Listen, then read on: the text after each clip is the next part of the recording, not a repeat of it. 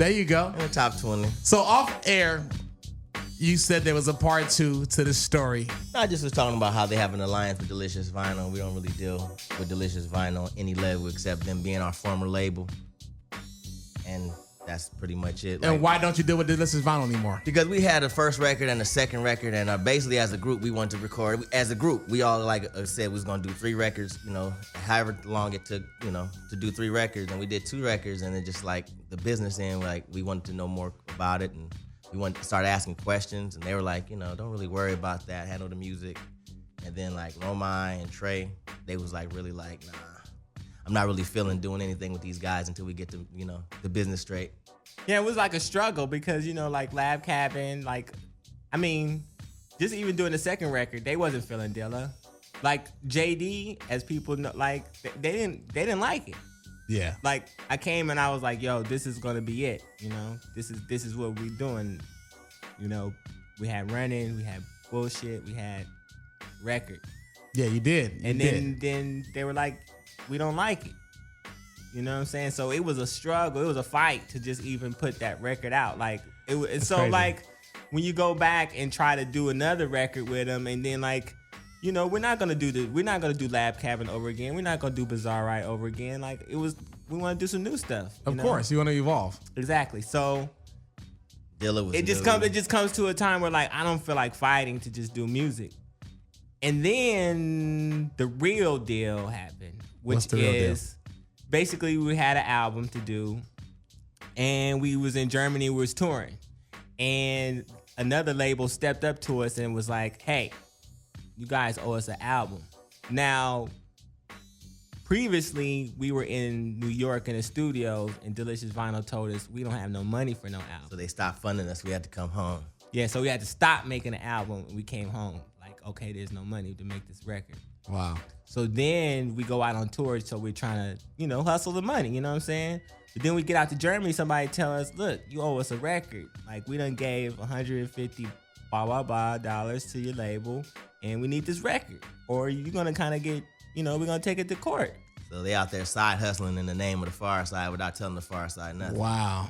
Yeah. So when I get back, I'm like, look, we're about to catch this case or get sued because, this record is old. What's going on? And then it was like, And so I was just like, look, just give me this amount of money, and I just want to get it. Let's just separate. We'll separate ways. Now, before that, previously, we wanted to get off the label. They was telling us it's going to be $900,000 to get off the label. Wow. So, it's just a lot of, and that's just the business end about it. And it do you have beef? How it goes? Do you know as a fan? The fan don't want to hear that. You know what I'm saying? The fan. I do. I'm a fan. I want to hear. I'm just saying, but the basic fan, they just want to hear the music. You know what I'm saying? And I get it. I totally understand. I'm a fan. Right. I'm a fan of Tribe. Right. I don't like to see Tribe go through this stuff. Right. You know what I'm saying? Yeah. I want to go see Tribe. But being in the business, I have the advantage of being in the business and knowing the brothers, and then kind of you understand it because you're on the inside. Exactly. You know what I'm saying? So I think there's just so many, throughout the time, and it's just so much that goes on.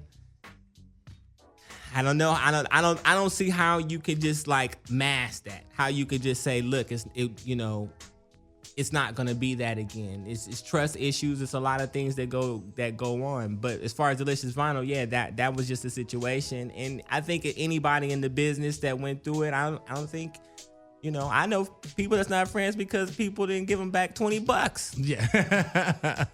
You know what I'm saying? And take it very personal. Yeah, you're right. You're right.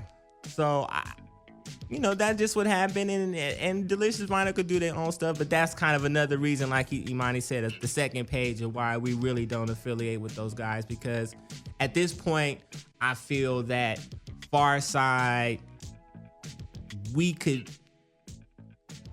basically have our own infrastructure that would be greater than any label could give to us right now. We basically put our minds to it. That's true. But it takes work, and it takes commitment, it takes a lot of stuff to have that kind of thing. Times I don't know. change. Times change though. I mean, it's just different. Like a lot of cats that we came up with from the 20th century, and it's hard to shake that 20th century thinking. Whether it's the record label gonna do everything for you, pay for everything. Like people invest in their own selves and doing things with technology, and it's just they're networking. They're doing things with people from different countries and continents and shit. It's just different. Like back in the days, you got a deal.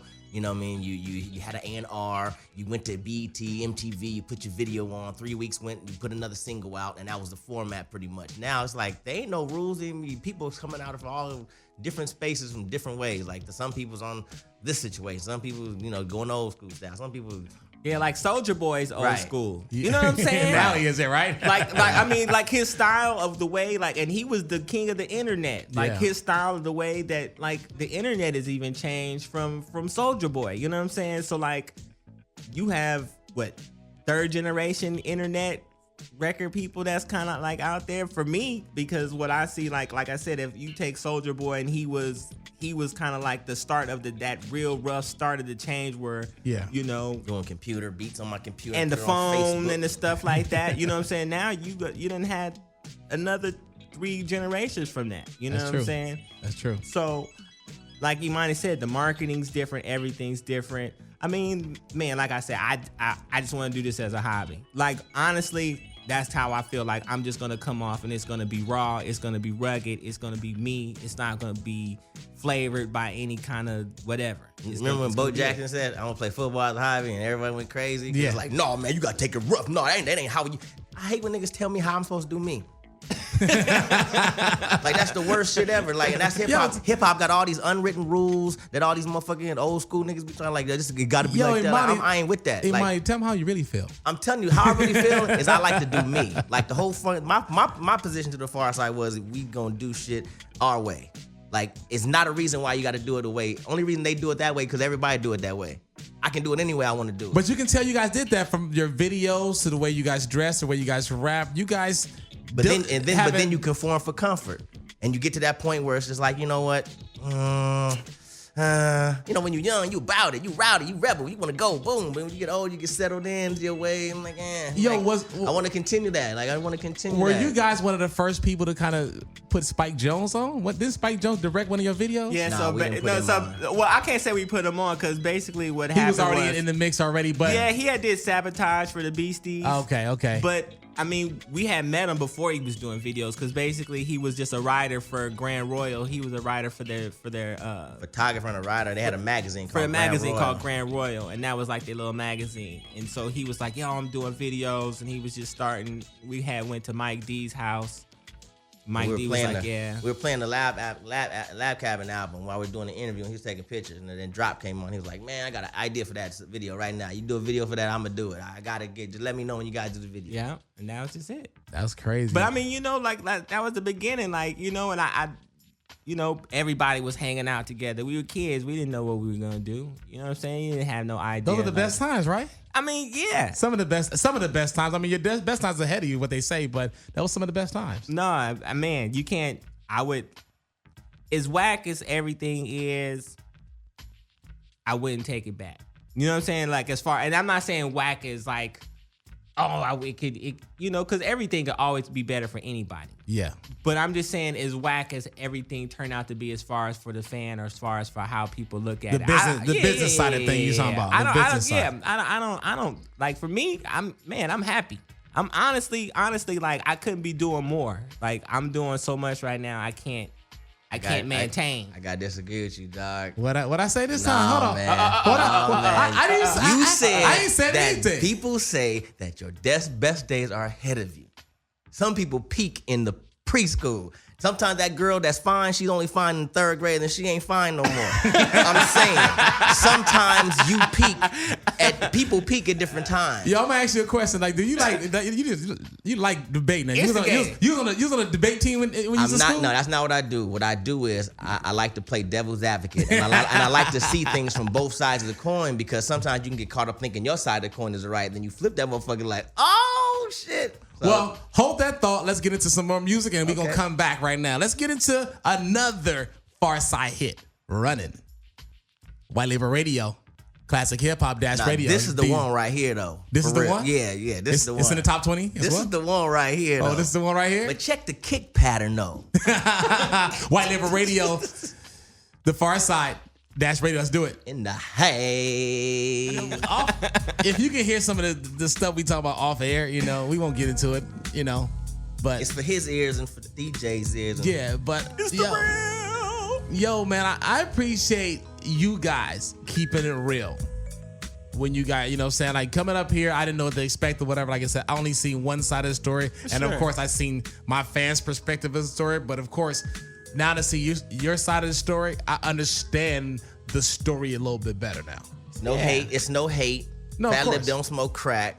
It's not no shit like that. It's really like a business thing, and we've just grown up. And it's like literally like, dude, we're not kids. We came into the game, it was 1920. That was like 25 years ago, dude. It's like, really? And something like you said. No, I'm saying we were 19 and 20. It wasn't that long. It wasn't 1920. It was a long time ago, but we were in our 19. But one thing you said, and one thing that we know in life, is that some things run its course. Some things just run its course. Yeah. And that's life. There's things that just, run out of gas or whatever. So. But then there's things like that D'Angelo record. That just comes out of a supernova that just hits you in the head, and it's like, this nigga been gone for how long? And where he come don't from? Sound like he missed. Yeah, there's definitely people. Doom is a great a person that recreated himself from something that was in the past in the 90s and just totally recreated it. Now do the kids know him other than Doom? No. You know what I'm don't. saying? We made a splash with the Pharcyde. People love that shit, and it's not like something we ever want to be like not proud of. We love that shit. Like, it took us around the world. We met people. We made coin. We did all kind of shit. But what it is like when we came with that shit, people wasn't really ready for it. And whatever the next is gonna be, they're not gonna be ready. Yeah, they may not be ready for it. I'm We've not gonna be ready accepted for it. We've accepted that. We've accepted that. Yeah. And Trey ain't coming back here, man. I'm sorry to tell any fan that he ain't coming, man. He ain't coming back. And that's Fat Lip ain't coming back. But we keeping it real.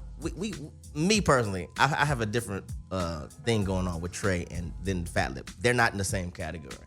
Okay. Trey, it's like I have a disdain for him because that was my boy, and how he went about doing what he had to do, he could have did it better. And I just feel like I was deserved. From like the kind of friend I was to him, I deserve better. And how he sunned me. Like, he really just like, yo, I don't, whatever. And it was like that. And I really feel like. And you took it personal. You have to take it personal. Yeah. I mean, shit, the way you saying it, I took it personal, and it's not like I'm not shitting on him. It was just like he didn't handle it right. And that's like, I always just speak on it. Like, if he would have been able to talk to us and like worked it out, because we had opportunities to talk about it. But his whole thing was he never wanted to go into the past. And I feel that a little bit. I kind of feel him, but that was just like, You got to air it out at least one time. When shit happens to you, when you the girl that get cheated on, and you the nigga to be like, man, let's just forget about it. I was the girl that got cheated on. I'm like, I need an answer. I need an answer. And he was just like, baby, let's just move on. You know what I'm saying? Let's just, you know what I'm saying? We gonna be better with this. Let's just keep it in the past. And I just wasn't ready to no, but Trey, 1,000 with you, but Trey. And that's how it was. Fat Lip was just like, he was just like an entity that had like a crazy energy. And we was like, it's gonna be hard to contain this dude. Like we've been talking about this story for the whole entire interview. Let's flip the script a little bit. It's on you, baby. One thing that we do on this show, we've had a hip hop debate. Okay. Top 5 groups, hip hop groups of all time. Imani, I want you to put your top 5 hip hop groups together, and then Booty Brown next. That's nothing for me. Okay, do it. Run DMC, De La Soul, Tribe Called Quest, NWA, and Outkast. Okay. How about you? Some of the same. NWA, Outkast. No, I won't. I can't. I don't know. Top 5 is hard for me, man. That's hard for me. Come on. Okay. Public Enemy, NWA, Tribe Called Quest.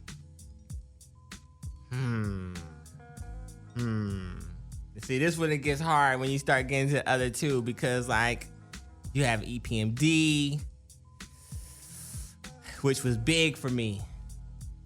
I have to say EPMD's in there. Gangstar. That's your 5 right there, huh? I mean, it's the last two could always be switched out. Like, you know what I'm saying? Like, I mean, I love Gangstar, but then there's so many, like, with those last two. Top 3, like, okay, I can lock that. But so you got you didn't say, I mean, Wu-Tang? No Wu-Tang? Huh? No Wu-Tang Clan? I said De La Soul, NWA, yeah, Tribe Called Quest, Outkast, and De La Soul. And I said no, and so no Wu-Tang in your top 5. Not in my top 5. Wow, and not in yours either, huh? I mean, they might be 6 or 7, but I mean, wow. Well, see, when you say that, I have to go by albums, and I just say for me, like Gangstar has a lot of albums. What about Public Enemy? I was on Public Enemy. Oh yeah, Public Enemy has like a lot of albums. You know what I'm saying? I mean that's why I'm saying like I have to go by albums like I felt like I really 5. like affected me. Like for me, Yeah. like now Wu-Tang's first album affected me. I can't say it didn't. You know what I'm saying? But I was also affected by like, you know, Mobb Deep like had albums that also affected me too. You know what I'm saying? So I have to go by the number of albums. I got that you. affected And it's funny because our DJ Nails, he says the same thing. I go by cultural impact. You know what I'm saying? So I'm like Wu-Tang, Outkast, NWA. I say that fight is like going to like putting Biggie against KRS-One. Now some people say Biggie could you can't compare him to KRS-One, but you have to put the number of albums out there that KRS-One has to Biggie. Biggie only had 2 albums. I mean, unfortunately. But the impact that those 2 albums had, you know, could be argued that it superseded the impact of all the KRS-One albums. I agree with that. But then, I mean, The Bridge Is Over. I mean, like. Yeah. I agree with Brown. KRS-One, I mean, Biggie's one of the greatest of all time, but KRS-One, he's a teacher. Everything we're talking about is pre-99 because there's kids listening to this like, what about Chance the Rapper? What about J. Cole? But this show is a classic hip hop show. If you've been listening for the last hour and a half, right. I'm sure you're a classic hip hop fan. So I think I mean, you know, like you said, I agree with you with the impact of Biggie, but then when you know, that many records, like that's a lot of records. Like when I look at Nas and just, you know, these people that did like 10 albums, like 9 albums, it's hard for me to compare somebody who did 1 or 2 records to, you know, I mean, he didn't have enough body of work to be in that category. Yeah, because it's kind of like in the NBA when they like, you know, the greatest free throw. You got to have a certain amount of free throws that you shot, even in a conversation of percentages. I'm just saying. Nah, this is like LeBron got into a car accident in his second year in the league, and they say we putting him in the Hall of Fame because he was destined for the Hall of Fame. You see them first 2 years? But I'm just saying. What if he would have did 5 more records? They was all booty. In the same way, what if Biggie's 3rd record was whack? Would it took away all the greatness that he was? We would never know. I know, right? But I'm just saying that's a hell of a conversation. See, that's the conversation. See, this is what we do here. But I'm saying that's things that could happen. You know what I'm saying? Like, you know, there's records that I think there's like people that made records that took away from. I mean, we made a record like that compared to what some people would think. I don't feel that way, but some people feel like that. Like, oh, you can't call that Pharcyde record. Blah blah blah. You know what I'm saying? But I'm just saying it takes stripes away. No, I agree 100%. You know, let's switch gears a little bit. So we about to get out of here. Wait, I got one more thing. Okay, One more soapbox before I leave. Go. All right, Pharcyde, without them is like when Brand Nubian didn't have a Grand Poobah. That's how I look at our shit. Because some people be like, it's more like that. It's like Grand Poobah not being with the Brand New Heavy, like Brand Nubian, because they still made like some cool stuff, but people was like, nah, that ain't Brand Nubian without Grand Poobah type shit. And you know, I feel like Fallon was like a Grand Poobah type shit. Yeah, I get you have a point there. You're right. It's not like Tip leaving Tribe Called I was Quest. that guy that said, damn, Grand Poobah left and they ain't shit without Grand Poobah. And then they came with some punks jump up to get beat down. Right? They did the whole album, Everything is Come on. Everything or whatever, Come and then he realized that he fucked the group up and had to come back, and he came back and they made another epic album called Foundation. So yeah, I agree. I love hip hop, man. I love hip That's a hop. good sneak in. I like that. Hip hop is Yeah, dope. you see right there, you see right there, right? You That was a good sneak in. That was a good sneak. I got you. And just for the record, if we're keeping it 100 grand, I got respect for everybody in the group. And this is the first time I'm meeting you guys. I met Lip, I met Trey, and no disrespect to them whatsoever, but real talk, you guys are my two favorite artists out the group. That's real. Like as far as lyrics and your delivery and the voices, I fuck with you guys heavy. Thanks, man. That's real. Like you guys are my Man, two favorite members That's a DJ. from That's the a group. DJ saying it. So. That's real. Good looking. That's real talk. I mean, Hey, I know man, it ain't thanks. gonna put no money in your pocket. Whether I think you're the man or not. I really do. That's love. But That's that's love. real though. That's real. Still banana the ears. charisma on the mic you guys had. You guys have not have the voice, the delivery, the lyrics. You guys are so I'm actually glad if it had to happen that you guys stayed together. It was never a Just for the creative. road. It was never a creative thing. Them brothers are the hella talented. Trey is Yeah, talented. I won't take. That's one thing I will never take away. Like Lip is talented. Yeah. Trey is talented. talented. Like I don't take that away from So him. is Dennis Rodman and Bill Winnington. so is Dennis Rodman. And you know what I mean? And sometimes just personalities they just Flash. It just run its course. But like I said, we about to get out of here. Yeah. How can we contact? I'm sure you're on social media and all the rest of that good stuff. Give us your handles. Give us what you got going on. Google The Pharcyde. You can find us on Songkick. You can find us on Twitter. You can find us on Instagram. You can find us on Black Planet. You can find us on BlackPeopleMeet.com. Farmers only. All that. And when we be getting some new music from There's you lots guys. of music out there. We got a song that's on Diamond D album. There's songs out there. It's like that's why I said Google, because a lot of stuff's gonna come up. We've been like working. Like we don't. Oh yeah, and I got a website called Lab Life Pro. It's for like DJs and producers. Okay. And I let them talk about things that they're doing as far as what they use in the studio, stuff like that. You just gotta go lablifepro.com. That's what's up. Keep your ears and eyes open. You're gonna be seeing us here and there sprinkled all over the place. We just staying busy. Shout to Smooch, you know what I'm saying? He's doing his job. Shout to my man Spaceboy Boogie X down there in Montebello at the Record Jungle. And all my folks out there that's in listening range. We the Pharcyde. Big shout to Los Angeles, Rosalind. California. Big shout to Shout to Rosalind. Rosalind. Ski TV. White Label Old School Show. Yeah. My name is Uncle Imani. This is my man Booty Brown. We represent the Pharcyde everywhere we go. That's it, y'all. It's your boy Mellow One. Let's get into some more music. Here's Funk Dubious, Bow Wow Wow, White What? Label Radio, Funk The Dubious. Pharcyde. Now let me tell you about Funk Dubious. White Label Radio. Let's do it.